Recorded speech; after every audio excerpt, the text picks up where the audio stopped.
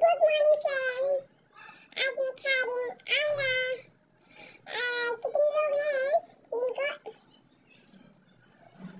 जिनको आंवला का बेनिफिट पता है, और कितने लोग ऐसे हैं जिन्हें बेनिफिट तो पता है पर खाते नहीं हैं, और कितने लोग ऐसे हैं जो कहते हैं कल खाएंगे, परसों से खाएंगे, नरसों से खाएंगे, और कितने लोग आंवला ला के रख देते हैं, सूख जाता है, भूल जाते हैं। ऐसे कितने लोग हैं, और कितने लोग को बिल्कुल पसंद नहीं है, कितने लोग को पसंद नहीं है फिर भी खाते हैं, और कितने लोग को मतलब पसंद भी नहीं है, खाते भी नहीं है, लेकिन लाते हैं फिर भूल जाते हैं, पैसा वेस्ट करते हैं।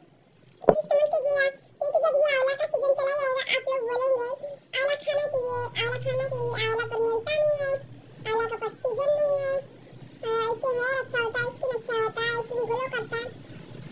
तो मेरा ग्लो नहीं कर रहा है मेरा ग्लो नहीं कर रहा है, मैं थोड़ा आसपास पास करूँगी।